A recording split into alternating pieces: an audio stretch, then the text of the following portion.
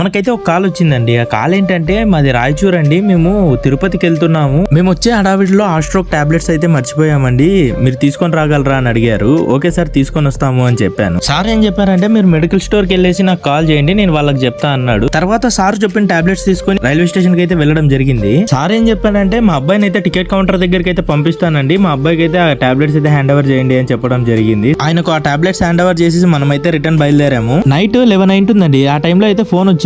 ఒకసారి ఏమన్నారంటే నేను ఇప్పుడే డ్యూటీ దిగానండి, నాకు అర్జెంట్ గా టిఫిన్ కావాలి, ఏమన్నా తీసుకొని వస్తారా, ఎక్కడన్నా దొరుకుతుందా అని అడిగారు. ఓకే సార్ ఖచ్చితంగా దొరుకుతుంది అనేసి లేపాక్షి లాక్స్ దగ్గర ఉన్న మన మహేష్ టిఫిన్ సెంటర్ దగ్గరికి అయితే వెళ్ళాము. అక్కడైతే మన మహేష్ వేడివేడిగా దోశలు వేస్తున్నాడు. తర్వాత మన మహేష్ దగ్గర గీ దోశ ఫేమస్ కదండి, ఆ గీ దోశ అయితే తీసుకుని వెళ్ళాము. సార్ ఉండేదైతే ధర్మవరం గేట్ అటు సైడ్ అండి. యాజ్ యూజువల్ గా గేట్ పడడంతో మనమైతే గుడి చుట్టూ తిరిగినట్టు తిరిగి వెళ్లాల్సి వచ్చింది. ఫైనల్ గా ఇలాంటి స్టంట్స్ చేసిన తర్వాత సార్ వాళ్ళ ఇంటికి అయితే రీచ్ అయ్యాము. తర్వాత ఆ పార్సల్ సార్ వాళ్ళకి హ్యాండ్ ఓవర్ చేసి మనమైతే రిటర్న్ రావడం జరిగింది. మీ అందరికీ తెలుసు మన డొనేషన్ బాక్స్ అయితే మన ఆఫీస్ దగ్గరే ఉన్న టీ హౌస్ లో ఏర్పాటు చేయడం జరిగింది అనేసి. మీరు అటు సైడ్ వెళ్ళినప్పుడు లేదా మీ దగ్గరికి వచ్చినప్పుడు మీరు తోచిన సాయం చేశారనుకోండి, ఆపదలో ఉన్న వాళ్ళని కాపాడిన వాళ్ళు అవుతారు. థ్యాంక్ యూ సో మచ్ అండి.